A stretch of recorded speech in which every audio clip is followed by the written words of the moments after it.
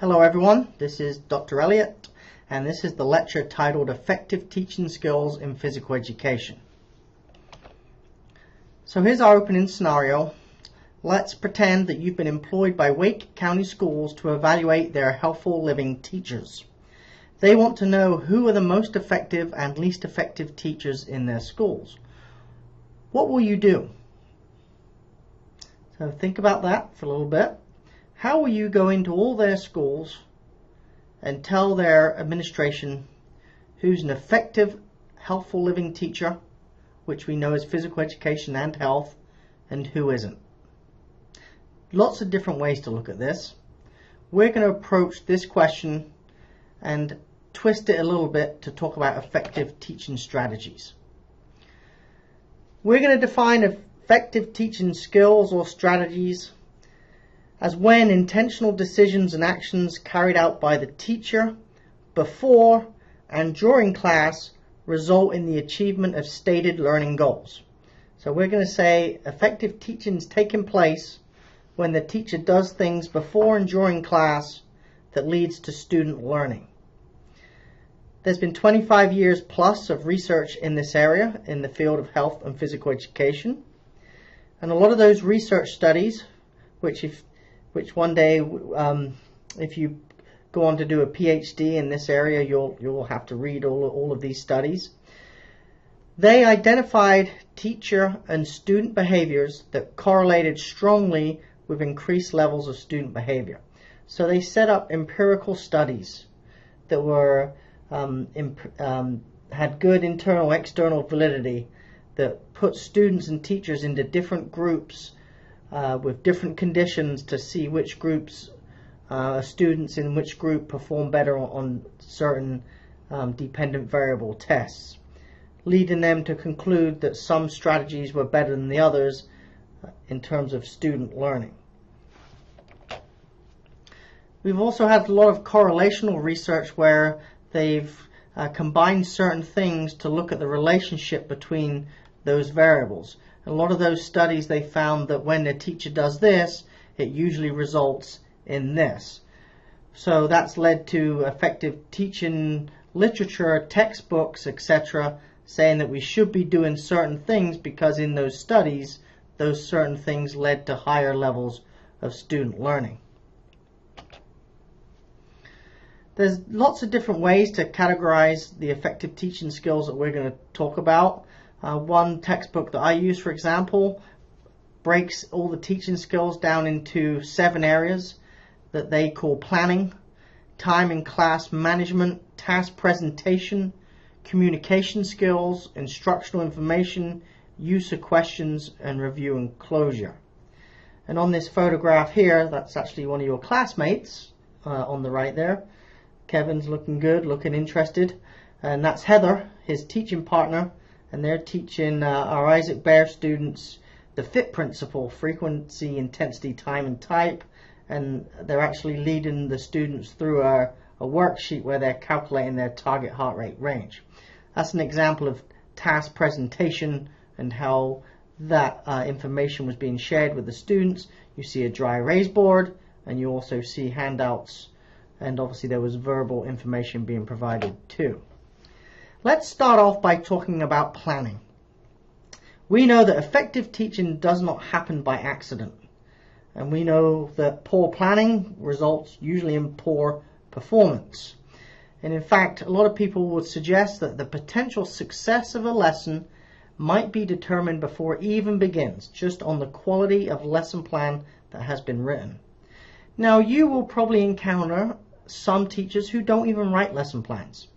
However, that's kind of fading away with more schools and school districts requiring teachers to actually provide their lesson plans. And in our area, it's actually a legal liability issue in case someone gets hurt, where the lesson plan is a document that shows that something went wrong or someone did something they weren't supposed to result in some kind of injury. In terms of our program, undergrad and graduate, any kind of internship or practicum placement, a lesson plan is always needed when teaching is taking place. Research shows that teachers who are better prepared before class, they use class time and other resources more efficiently, it increases appropriate student engagement and promotes higher levels of student learning. So they've done studies where they compared teachers who planned well versus those who didn't plan well, and that's what they found. We know that written preparation is not always necessary for experienced teachers, but it usually is for beginning teachers. Lesson plans can contain many things, and there's certainly several different types of templates out there. Generally, they include some kind of learning goals or student learning outcomes statement, a managerial plan in terms of where the students are going to be, how you're going to transition between activities, how you're going to present information, what kind of activities you're going to have the students do, what cues you will provide to help them perform the activities, the equipment you will need and the facilities, how you will transition and group students if their grouping is needed, how you will individualize, i.e. make activities harder or easier. We call those extensions for different students at different skill levels.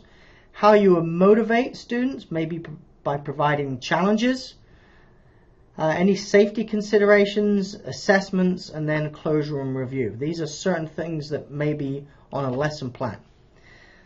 This shows you the template that we use in our undergraduate program, which some of you have seen before. It's kind of, this is just the first page. There's several pages after this, but you can see the student's name in the top left. The activity was physical best in gameplay. Next to that, you can see that she's aligned her lesson with Health Education Standard 1 and Standard 3, and then the SHAPE National Content Standards 2, 3, and 5. Under that, you can see the Healthful Living Essential Standards that she believes her class is going to address.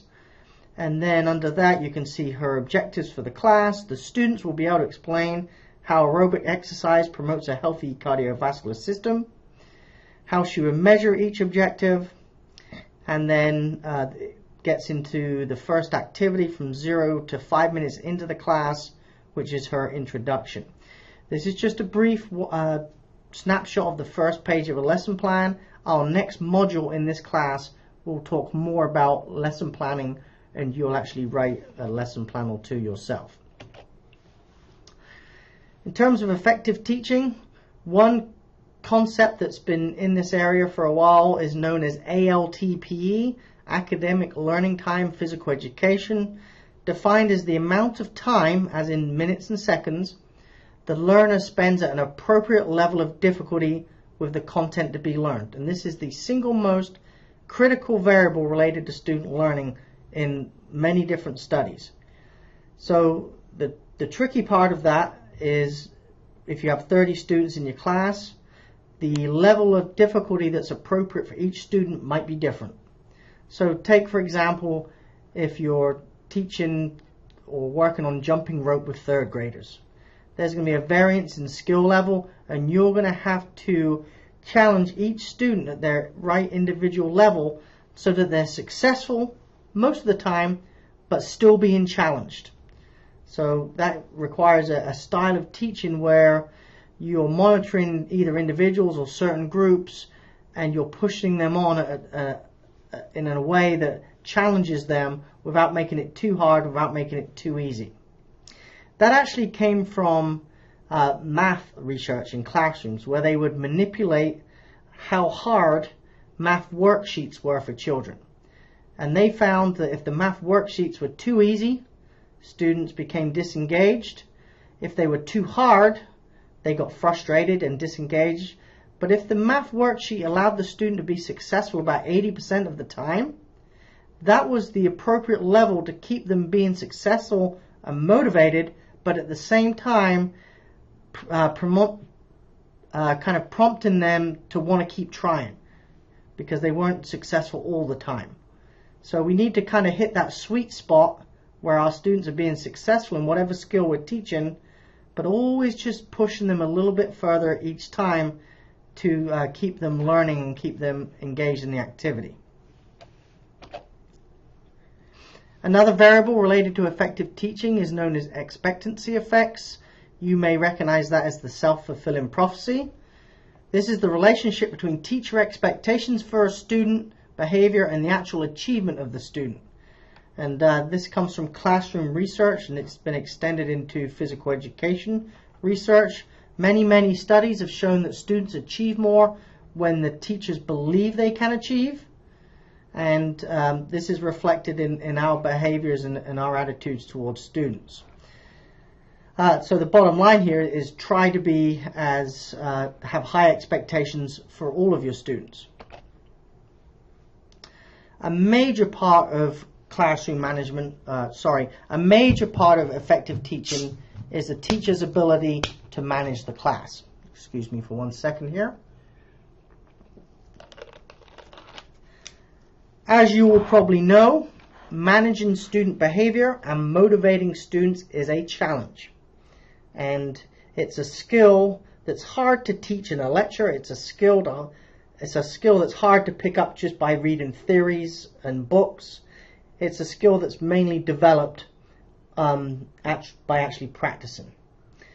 So what we know about classroom management is that there's a strong relationship between how students spend their time in PE class and how much they achieve, and that the more time students spend in appropriate tasks, the more likely they are to achieve. In terms of classroom management, there's a direct relationship exists, there's a typo on that slide, exists between the teacher's skills as a manager and student learning. You cannot be an effective teacher until you are first an effective manager. You can write the best lesson plans in the world, but if you cannot manage and control your class, then it doesn't matter.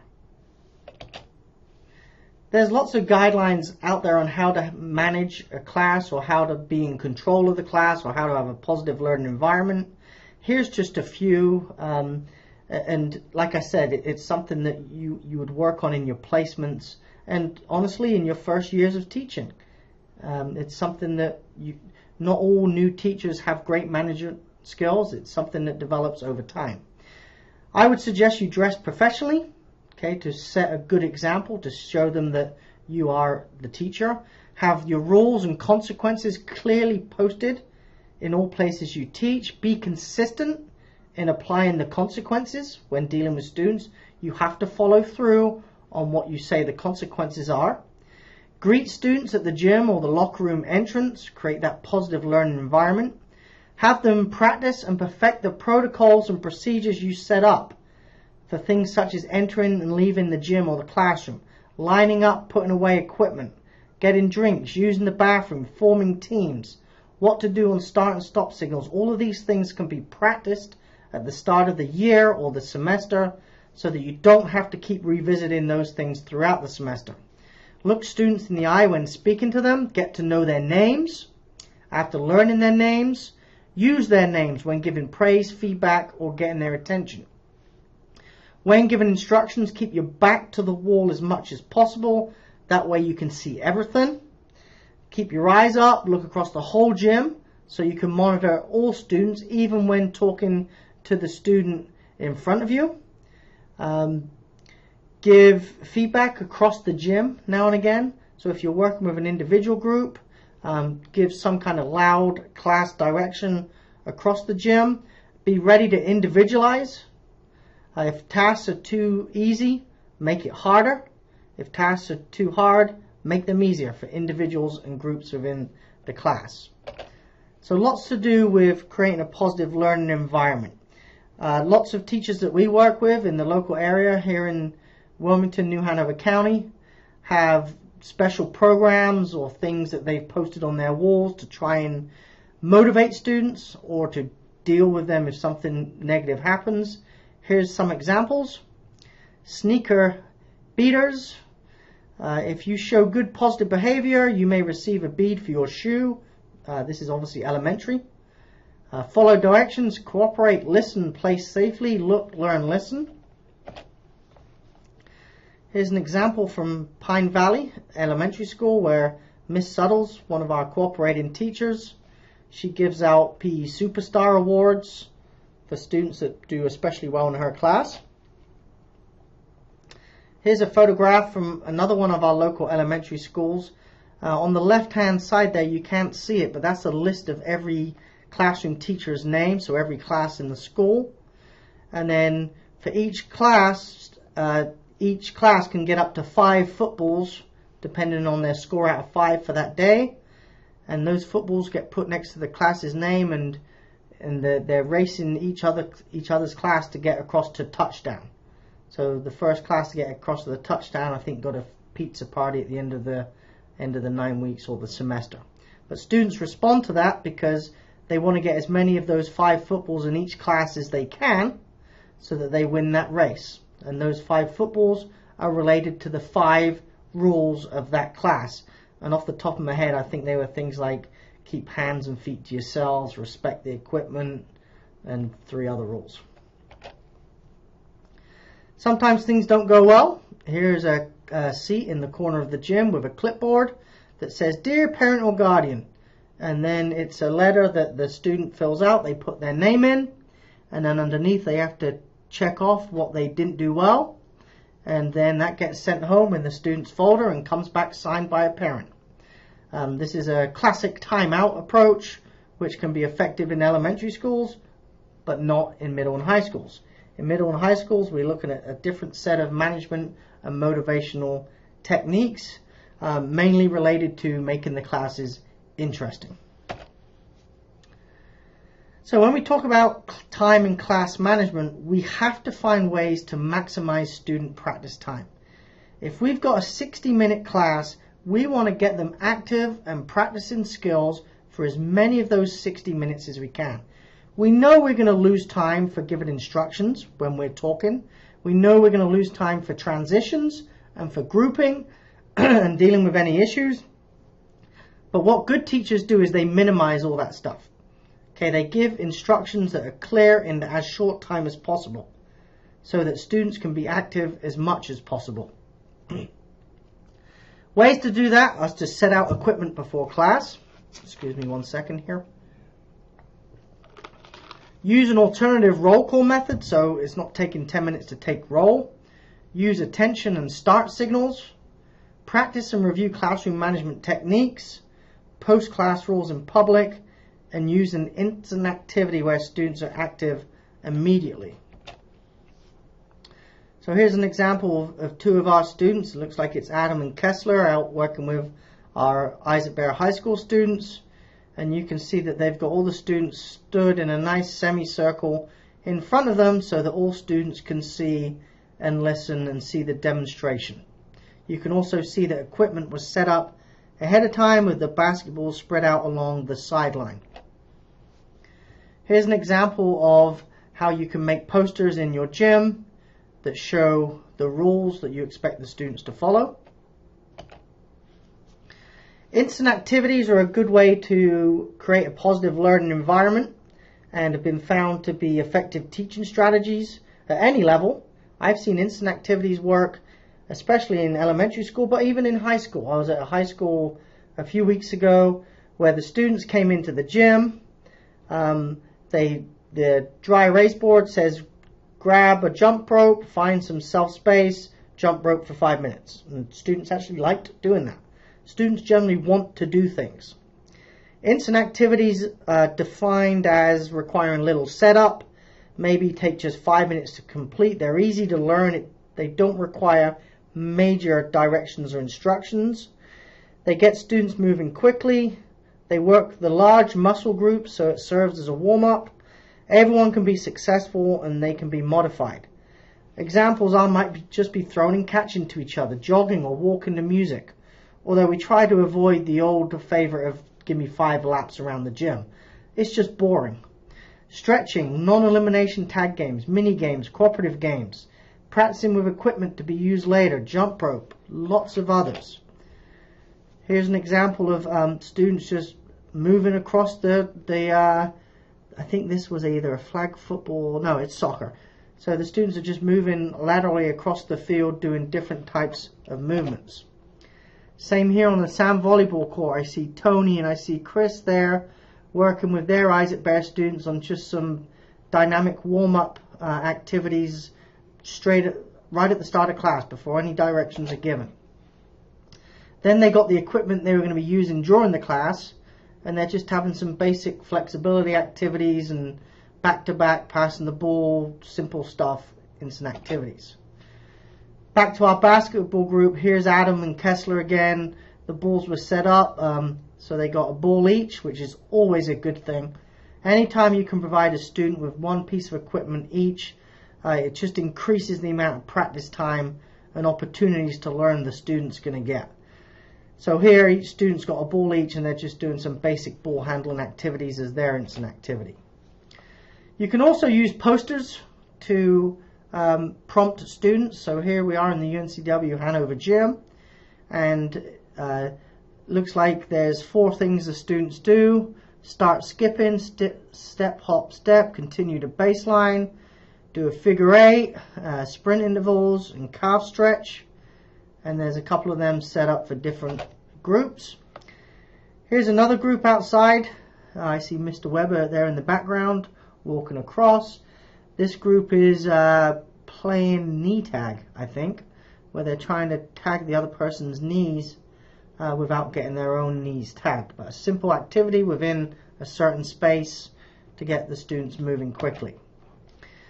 Here's one of our students moving across the this is a ultimate frisbee class, and the instruction was just get with a partner, start on one end line, try to advance the disc down to the other end zone with your partner without dropping the disc. So it's a throw, catch, 2-step or a pivot, and then a throw. I would encourage you to look at pecentral.org. They have an instant activities page with hundreds of really cool instant activities. I go there all the time to get new stuff.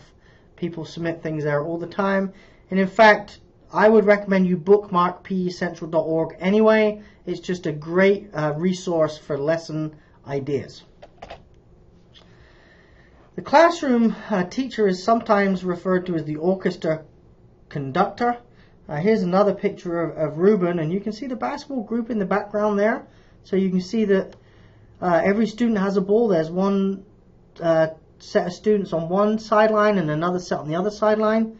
I just noticed that now, and I'm glad I did, because that shows you that that basketball group has 100% participation with every student has got a ball. Ruben's group, he's got them nicely spread out. He's got them a mat each. He set out his equipment ahead of time, and they're working on yoga. And you can see that every student's engaged and participating in that activity. So the teacher establishes the learning environment. They get equipment, facilities ready, and then during the activity, it doesn't stop there. That's where the real teaching starts to take place. The teacher has to circulate, keeping the back to the wall so that all students are in their view. They use proximity control. If a student's goofing off, maybe the teacher just stands next to them. If that doesn't stop their behavior, maybe the teacher has a quiet word with them. Or maybe they make a comment across the gym to someone who is doing a good job. So if Billy's goofing off and Jenny's next to Billy doing a good job, instead of saying something to Billy, maybe the teacher says, "Hey Jenny, good job. I like the way you're following directions," prompting Billy to get on board. Good teachers have what we call is with itness, which is hard to define, but it basically means they get it. They know what's going on in their class, and they can address things as they happen. Kind of like the old saying that teachers have eyes in the back of their head. They know what's going on. Grouping students is very important, and you need to have a plan. If you don't have a plan on how to group students, it can waste time. It can lose respect and credibility in the teacher. So good teachers know when they're going to group students and how they're going to do it. You can group on similar characteristics or different characteristics. You can have a plan, and I've posted something on Blackboard to give you some different ideas on how to group. You can group by skill level, which is actually preferred, because then you can give instructions to each group based on their skill level, rather than by gender. It's generally not a good practice to group by gender unless safety is going to be a factor. Then I would question why you're doing the activity anyway. George Graham, who writes one of the big textbooks in physical education, talks about two ways to group: intra-task variation or teaching by invitation. And it's pretty simple, even though they have weird names. Intra-task variation just means the teacher is making a decision on the groups. So the teacher might say, either call out names, or they might say, I need everyone with an orange t-shirt to go over here and everyone without an orange t-shirt to go over here. That way the teacher makes the decision. Teaching by invitation is a little bit different, actually my preferred way of doing things. So if you're trying to set up 3 groups, you might say, today guys, we're working on volleyball skills. If volleyball is a sport that you're pretty experienced and you feel good in, come over in this group. If you're medium, in this group. If you don't have much experience with volleyball, come over into this group. And then you can give instructions and feedback based on those skill levels.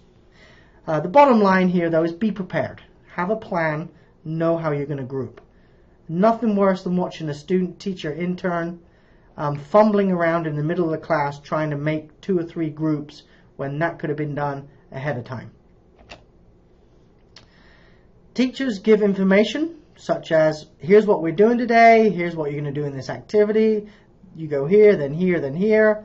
And that in itself is, what we used to think of as teaching. Involves getting the student's attention.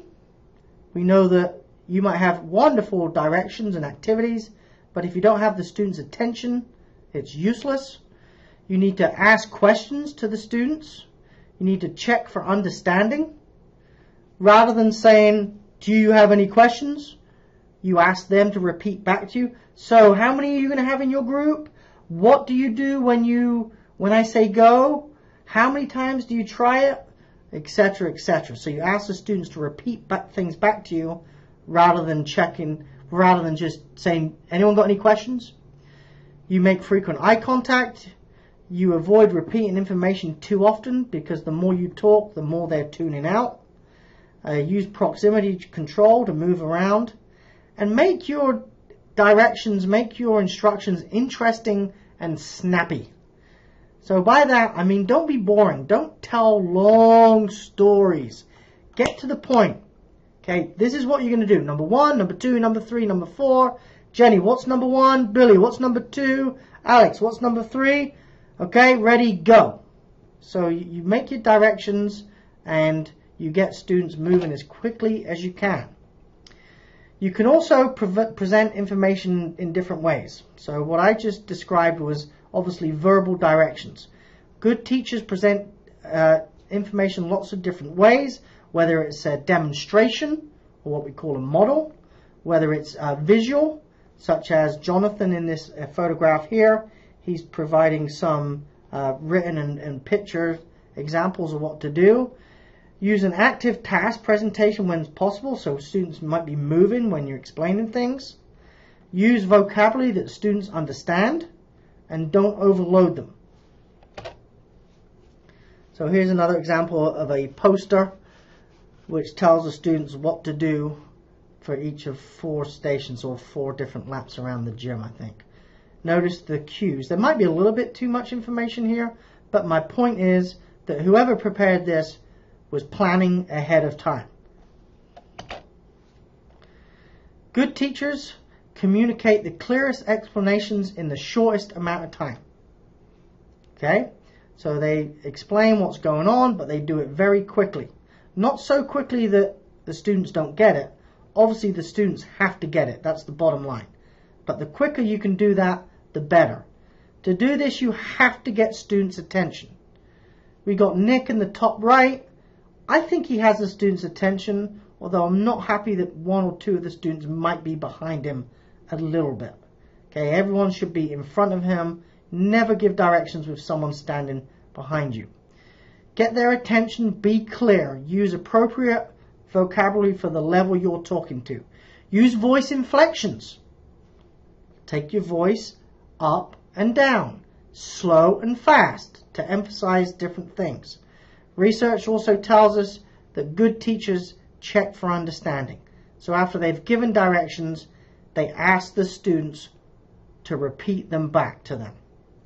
Again, I can't be more clear on this. It's not a good teaching practice to give your directions and then say, do you have any questions? Because students are not going to ask in front of their peers to show that they don't get it. So here's some photos of students engaged in activities.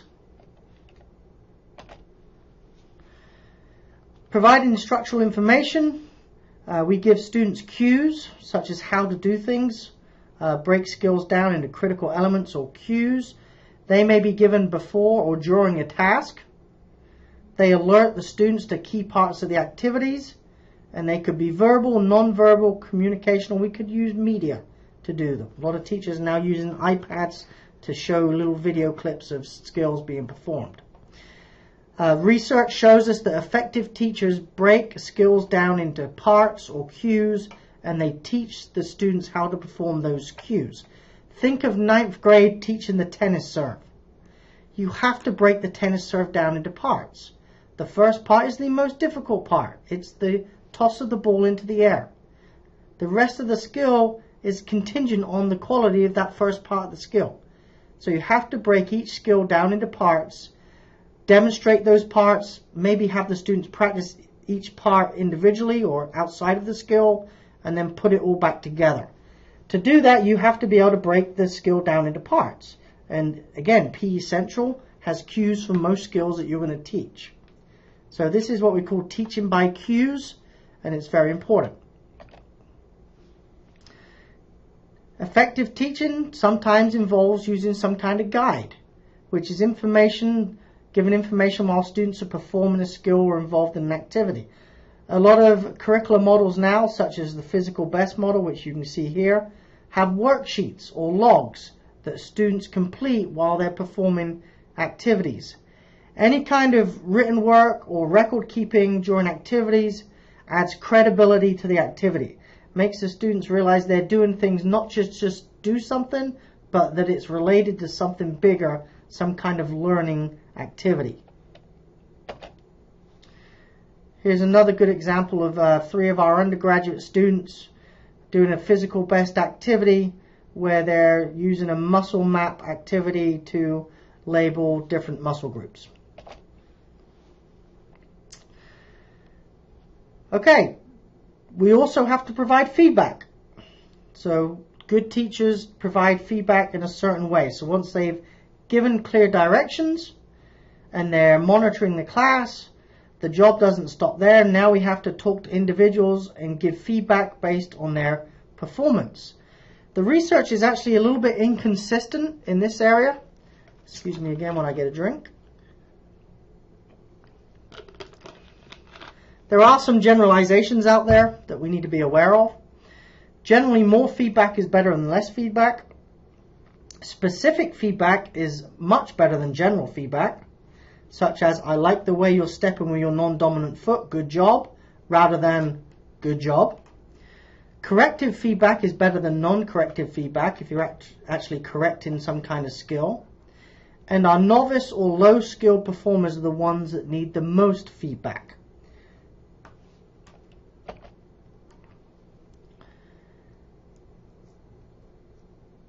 So we know that students actually need feedback.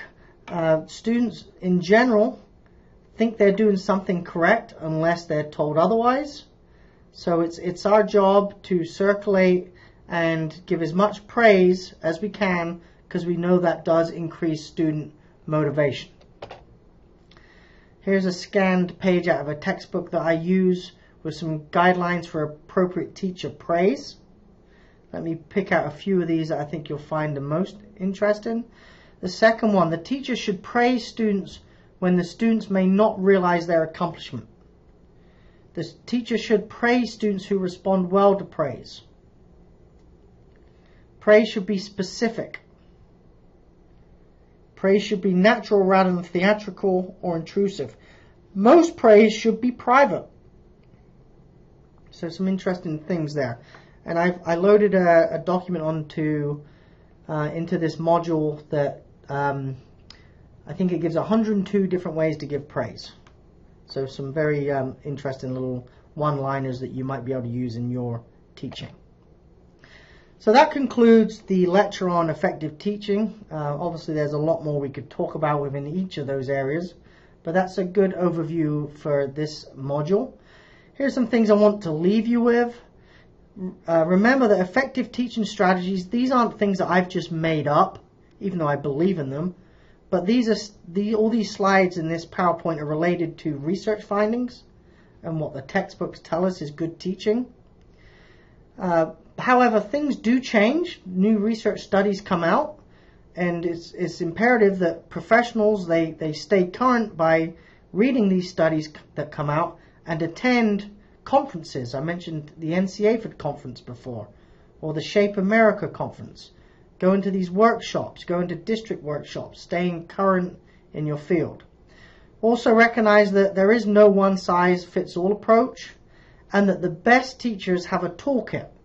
And in that toolkit is a bunch of different teaching styles and strategies that at any point they can dip into their toolkit and pull out based on what they're teaching and who they're teaching it to.